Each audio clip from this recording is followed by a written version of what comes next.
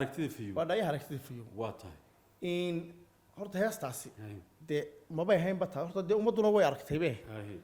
oo xitaa xagga kale ka rogoyn waa heesta ugu roga badan leh oo macnaha garbiska qola kala yiraahdo dhayaha aragtida fiyo waxay la dhacay arkaan maxay ka dhurmay si kale u rogaantay qolaba sidii doontay ula kacday adiga sidee kugu dhalatay aniga waxay igu dhalatay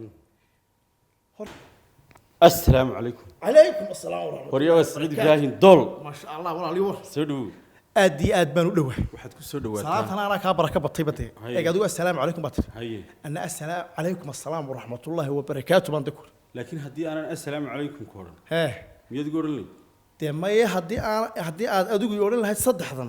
isku ashrabay noqon lahayd marka assalaamu alaykum wa rahmatullahi wa barakatuh dadkana maxay dhaana ila islaamnimada faraysa sidaas way laftigooda waxaan leenahay assalaamu alaykum wa rahmatullahi wa barakatuh wa salaanta ugu qiimaha iyo sharafta badan leh ee la yiri isku salaama ilaahay iyo nabigiisu inay yiraahdeen waxaan leeyahay isa salaama kalgacalkii kordhisa farxadii kordhisa wanaagii kordhisa subaxdii markaad soo kacdo hadii aad jaarkaaga ehelkaaga assalaamu alaykum wa rahmatullahi wa barakatuh assalaamu alaykum wa rahmatullahi wayna soo jeclaan lahayn waxaanu cuqdada iyo nacayba iyo waxaan maartay subaxdii xitaa stresska way saartaa salaantu waxay leedahay badbaado kale horta salaanta aan yar taagnaada waxay leedahay axmedow badbaado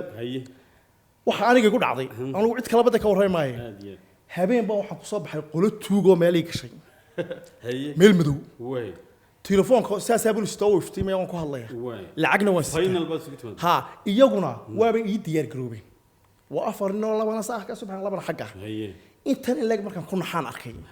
ayuun baan ku yiri assalaamu alaykum wa rahmatullahi wa barakatuh wuxuu bay igu yiraahdeen wa alaykum assalaam wa rahmatullahi wa barakatuh inta afku tuugtay sidoodii ugu hadleen garsa aan arkaya ayaan dhaafay sababta mid garanaysa waxa waa loo nabaadina xirimo maqashay salaantani waa nabaadina waxa weeye waa nabadgeliyo korkaaga ha ahaato barakada ilaahay korkaaga ha ahaato raxmadda ilaahay korkaaga ha ahaato qof aad inta ku tiri oo isna ku yiri nabadgeliyo korkaaga ha ahaato kuma ba dhaco in wax ku yeelo waa kadib isigba ku nabaadina kii jidka ii galay ayaa ii nabaadina xiray oo waxa laakiin abuurtay inaad ku tiraahdo assalaamu markaan ku naxay waxaan la maadhay assalaamu alaykum wa rahmatullahi wa barakatuh hal marun bay dhahan alaykum assalaam wa rahmatullahi ilaa dad islaamay oo daa ka qalocatay nimankii dhamaaya arkay ina lacag iga buurantay jeebka in mobilkan aan sito inay iga qaadaan u diyaarsanaa salaantaasi markaa waxaan leeyahay waxa weey xitaa qof ku caraysan hadaad inta ku tiraahdo caradu way jabaysaa waa nabaadina xid aynu taamarka hore ogaano waa hagaag daawadayaal anaguna waxaan idin leenahay assalaamu alaykum wa rahmatullahi wa barakatuh idinkuna waxaad noodanaysaan waa anaga xagga hore ku sheegnay iyadoo dhameystiran sheekadaasi way dhameystirantahay meelaha qaar koodna Saciid Ibraahim Dool wuxuu inoo sheegay inuu haliso iyo khatar fara badan kaga badbaado waa hagaag Saciidow abwaan baa tahay ma wali ma gaarin waayo abwaanku waxa weeye waa abwaannimada waxa sheegan waayay abwaanadii waayo marka maxay sheegan waayay waxa loo sheegan waayay erayga abwaan horta marka af Soomaali ahaan loo macnayo anigu diiwaanka ku yar macnayo abwaanku horta waa abkii waanada macna weyn cidda waa marjac loo noqdo oo tusaale ahaan in qofku inuu dhaqan yaqaan dal yaqaan dad yaqaan taariikh yaqaan waayo badan u soo joogay da'diisu 60 jir oo wixii ka weyn tahay intaas oo dhan in aan suugaan kaliyun ka warramayni xitaa dhaqamada ka sheekan kara oo ummada waxa weeye waa aqoon weyn laakiin nin yaro hees sameeyay ama tixyir sameeyay ayuu abwaan rahnaa sax kaas waa muallif waxa kale iyaduna ballaaran oo aan dadkeen fahmin hal abuurnimada oo iyana muallifka ka yar weyn miya hal abuurnimada muallifku ka weynta de islaanta masafta sameysay hal abuur bay sameysay ninka dhiilka qorayna hal abuur buu dileeyimid sax qof kasto maskaxdiisa wax ka curiyay xitaa ninkii leerka sameeyay hal abuur buu leeyahay ma garatay dhisayinkan guriga marka qofka loo sameeyo marka waa qof kasto oo wax ikhtiraacay oo mid gabyoon ma aha isaguna waxa weeye dhamaan hal abuurka oo dhan bal maad findicil sameeysid nooc kala ah hal abuur baad la timid hal abuur ganacsi baa jira hal abuur aqooneed baa jira hal abuur suugaaneed baa jira marka hal abuur baa la yiraahdaa hayo muallifku laakiin waa gaarsan مؤلف كده وحبو ألف هو أبوان وحكوا كوبية قلنا هسه هاي ده هي لكن هل أبورك كبل عليه وكبل عليه وعورن يضم مرك هراء أبورك ومرك هراء بيلي هيس كليه صح وإلهي بين أبوريته إن لقنا إن أنو فكر عرنان وحال أبو روح يسجى ينقول الهامي ينقول أبوري ينقول أبوريته إن قلنا وحصيها تدري دوتي تربينه كوضنا صح هذا اللي هينا هالعبورين وحبا هالعبورتين وهجاك سعيد مقعد إبراهيم دول سعيد إبراهيم دول جامع مركها إبراهيم دول با مثل دول بابا مقعد لفتيس ما دول با مقعد وين أبوه يوسف بالونشري لكن دول مقعد لا عرون مية وما تبدأ يا مغشي وعدو قرني صباح حافظة إذا قاروا قوم بقى لكن ده دول وسعيد إبراهيم دول ويه هذه الشيء ده كان واحد أصلا يوم الأوجي صدحات ده وده مقعد وين بالصومالي ده حي إنه مقعد عادي هو نكسته إما قاعد محمد موسى بنشيد إكتا وبنشيد وين مقعد وين هين بل عد كسته ومقعد تري كصدحات نيوم هيا أيونا في الصومال بيقول سجلين أيا في الصومال وأنا في الصومالي وأنا مقعد جاحنوك جاحمال وحاسو من الملقلية قف أباها يوكله موسى إسماعيل دعاء وفي الصومال في الصومالي هذيك الدول مركها الدول أوكله ومحيك البدنس دول وحوي جيدك دير بالله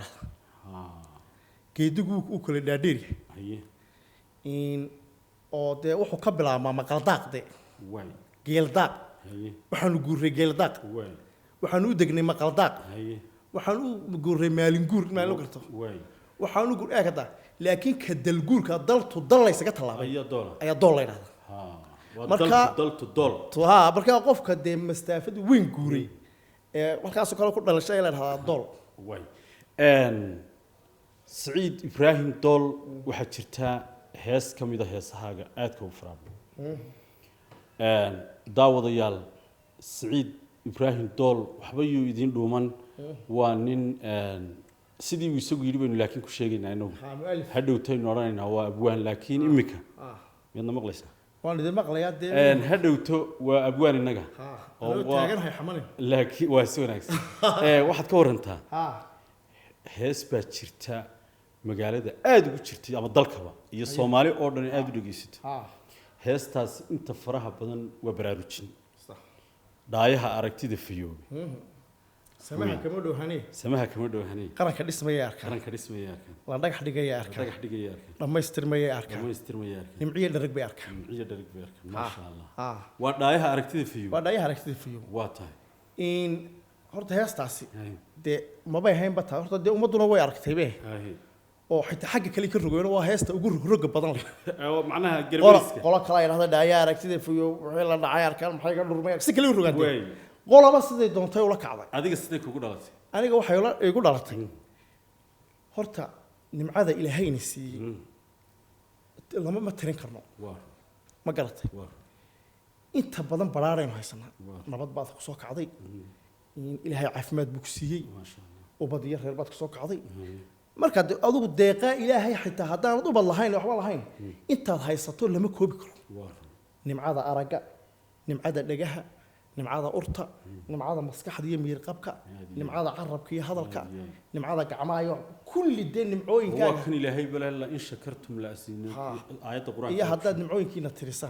ma koobi kartaa marka had iyo jeer dadkeenu nimcooyinka in maarta ilaahay digay marka dhaayaha aragtida fiyoobi nimcada ilaahay bay ka mahad celinaysaa ay garanaysaa ay arkaysaa ma garatay heestani waa hees xitaa معناها وحيابه مركل الغي ما ضمن نظام كنت ولد نمد حتى واحد كوب صيص أنا وطني هذا هم بنسمي صح أو دقيقة وطني عن كقري لكن معناها مركل لون نقطة يعطي معناه يضوح وكسوت شيء ده إن أتقف كل معادي ساعة وأرقاء ده بدك شكريه واي مركل واحد ودي سببتي هذه كقول لسه ده واحد دوني قرن كان قرن لماذا مركل إنه نحن قبيلك إلى هاي وحنا قاعد قف قيس قبيل يقرن iyo qorum way yaade iyo qoomiyad Soomaaliya aadiye iyo qoom oo kaba balaaran ba qoomku duwaynta dunida ma kama todo nool يا way قومكي نبي نوح قومكي ما قلت وقبي قومتي يتاسو إلهي نقدر قدر نشهد وي marka inagoo kale marka qiyaasto halkii marka aad qofnimada marka la saxo ee qofku wanaagsanaado ayaa waxa la helayaa qoys wanaagsan way qoys wanaagsan markaynu helana oo bulsho wanaagsan baa soo baxaysa dibadna waxaanu noqonaynaa qaran dhisan oo wanaagsan waxa jirta in waxyaalo badan oo bulshadeena dhex yaallo imika tusaale ahaan cadaalad darrada dadku waxay ka cabanayaan cadaalad darro dibadna mid naftiisa u cadaalad sameyn waayey ayaa cadaalad darro madaxweyne kaga cabanaya hadda isaga laftiisa markaa taagan tahay reerkiisii biilkii uu kaga qaylay kowdhi oo umu geynin xaafadda ku xigta baloor buu ku haystaa iyo ijaarde problemku waa isaga damac miran baa ku jira haddana mid kale oo cadaalad ka doonaya oo uu leeyahay marka cadaaladda kale u arka qoyskii isagoo isaga laftiisa aan isu cadaalad samayn oo aan aabiyo hooyadii ubadka cadaalad u baahan oo in cadaaladdu waa wax aynu qof shakhsi naf ugu baahanahay oo inay dhismaha xagga hoose ka soo wada dhisantaabay ma garatay marka markuu qofku cadaalad waayo qoyskiiba cadaalad waayay qoysku markuu cadaalad waayana de qarankii bay soo gaaraysaa oo de qaranku xaqmaan qoys marka horta bal inta cadaalad weyn kale oo ka cabanayso oo hebel baa in cunay leedahay adigu intaan xaafadda ka cuntay miyaana ku dheedo horta cadaalad u baahanayn yaa baahan marka in deeqa cadaaladdu qofku uu naftiisa ka soo bilaabo ayay iyaduna ku qurux badan tahay heestan markaynu nimaadno